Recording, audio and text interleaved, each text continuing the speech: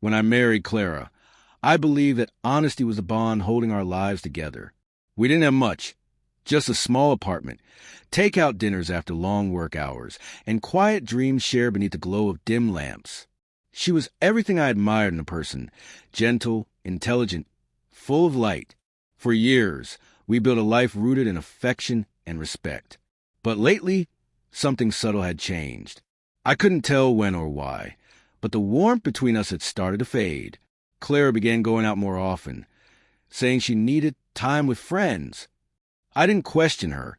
Trust was something I thought we both protected fiercely. Yet slowly, that steady trust began to crumble. One Friday night, she walked into the living room with an overnight bag over her shoulder. "I'm staying at Mia's tonight," she said lightly, pressing a soft kiss to my cheek. She smiled, the same effortless smile that once made everything between us feel easy. For a moment, I wanted to believe it was all fine. I smiled back and wished her a good night. But when the door clicked shut, a quiet unease settled over me, one I couldn't push away. Hours later, still sitting under the warm glow of the living room lamp, my gut told me something wasn't right. Finally, I sent a text to Mia. "Hey, Clara said she's staying with you tonight. Hope you two are catching up." It wasn't meant to accuse, just to reassure myself. But her reply shattered everything. "Wait, what?" "Clara's not here. I haven't seen her in weeks." My chest tightened. I read the message again and again, praying I'd misunderstood. Maybe Clara had changed her plans. Maybe there was some harmless reason. But deep down, I already knew the truth. The calm, confident look she'd given me before leaving, that wasn't the face of someone afraid of being caught. I forced myself to stay composed. If she was lying, she'd try to keep her story straight, and I wanted to hear it. So I typed another message, my hands trembling slightly. "Clara, I just talked to Mia. She said you never showed up. I'm worried. Should I call the police?" Within seconds, I saw the familiar typing dots appear. Then came her reply.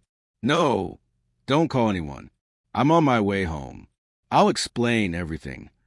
That was all the confirmation I needed. My throat went dry. I put the phone down and waited. Half an hour later, her car pulled into the driveway. The front door creaked open, and Clara stepped inside, hair messy, face pale, hands trembling. She tried to smile, but it faltered the moment she met my eyes. "I can explain," she whispered. I didn't shout. I didn't accuse. I simply waited. "I was out with a few co-workers," she began, avoiding my gaze. "We decided to grab a few drinks. I didn't think it was a big deal, and I thought if I said I was staying at Mia's, you wouldn't worry. It was stupid. I'm sorry." Her tone sounded rehearsed. The more I asked where they went, who was there, what time she met them, the more her answers shifted. She sensed my disbelief. Tears welled up as she whispered, "Please, I didn't do anything wrong. I just didn't want to argue." I walked over the window, staring out at the quiet street bathed in the yellow streetlight. I took a slow breath.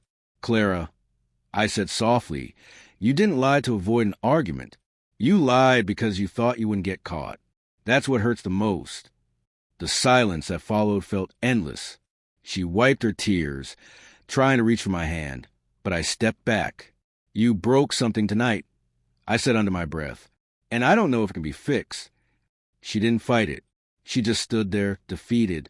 That night, she slept in the guest room. I lay awake, staring at the ceiling, my mind racing. Every memory replayed. The late-night texts, the unfamiliar perfume, the quiet smile she thought I didn't notice. By morning, the house was still. She'd left for work, but on the kitchen counter sat a note. "I'll do anything to earn your trust back." I folded it carefully and tucked it into a drawer. Maybe she meant it. Maybe not. But deep down, I already knew, even if she hadn't betrayed me physically, she'd already done it in her heart.